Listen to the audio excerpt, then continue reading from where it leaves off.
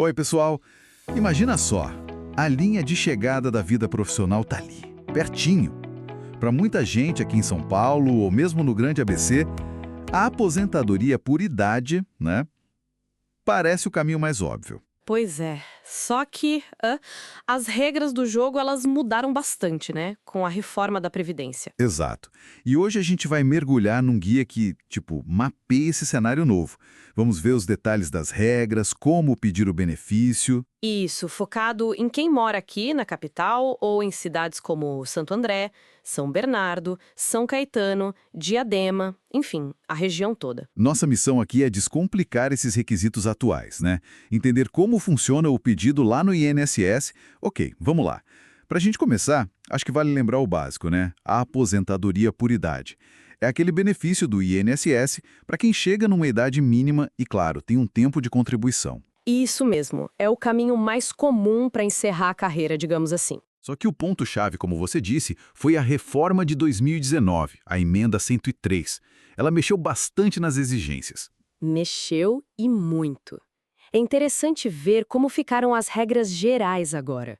Para as mulheres, por exemplo, a regra geral agora pede 62 anos de idade. E 15 anos de contribuição? 62 e 15, certo. Para os homens, a idade é 65 anos e o tempo de contribuição são 20 anos.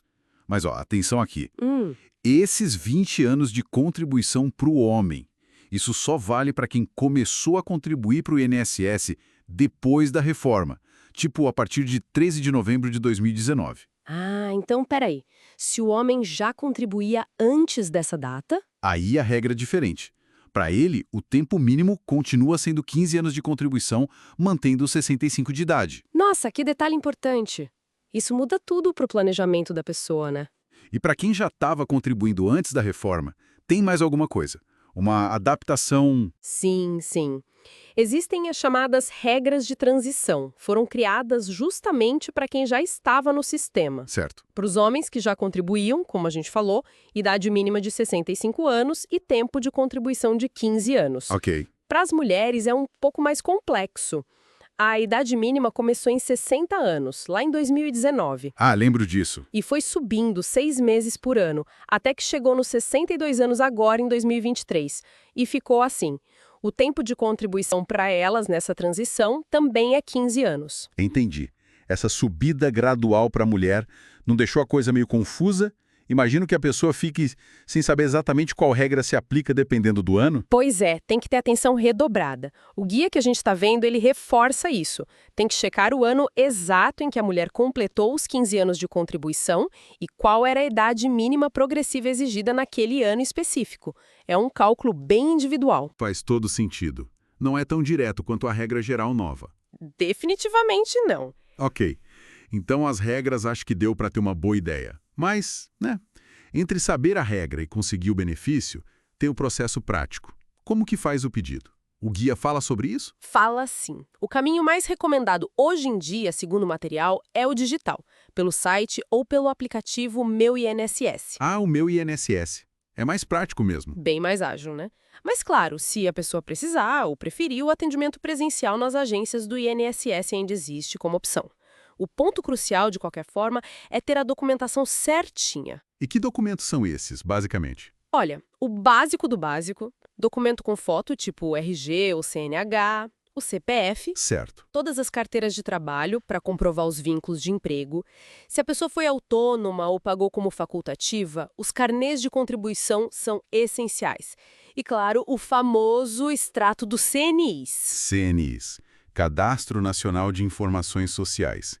Esse é o histórico oficial no INSS, né? Exatamente. Ali tem que constar tudo. Os empregos, os salários, as contribuições. É fundamental dar uma boa conferida para ver se não falta nada, se não tem erro ali. E imagino que erros aí sejam um problemão. Nossa, e como? O guia alerta muito para isso. Um CNIS com informações faltando ou erradas é um dos principais motivos para atrasar ou até negar o benefício. O que mais pode dar errado? Ah, tem outras coisas. Falta de documentos para comprovar todo o tempo que a pessoa diz ter trabalhado, sabe? Às vezes um período antigo ficou sem registro. Entendi. Escolher a regra de aposentadoria errada por causa dessa complexidade toda que a gente falou. Verdade. Ou então ter um cálculo do valor do benefício que não está correto. Isso também acontece. Complicado. O material até sugere buscar a ajuda de um advogado previdenciário, né? Alguém que conheça bem a região aqui de São Paulo, do ABC. Sim, sugere. Para ajudar a evitar esses problemas, analisar o histórico, calcular direitinho, cuidar do processo no INSS. Mas aí eu fico pensando, isso não acaba criando uma barreira para quem tem menos condição financeira? O guia menciona alguma alternativa para quem, precisa se virar sozinho? É um ponto super relevante. O guia foca mais na sugestão do advogado como uma segurança, sabe? Para evitar erros que podem custar caro depois. Ele não entra muito em alternativas de baixo custo. Talvez a Defensoria Pública da União, né? Mas o guia não detalha isso. O foco é mais no alerta sobre a complexidade mesmo. Entendi. Bom, então, para a gente ir fechando, o que fica de essencial para buscar aposentadoria por idade aqui na região hoje? É fundamental conhecer bem as regras pós-reforma, né?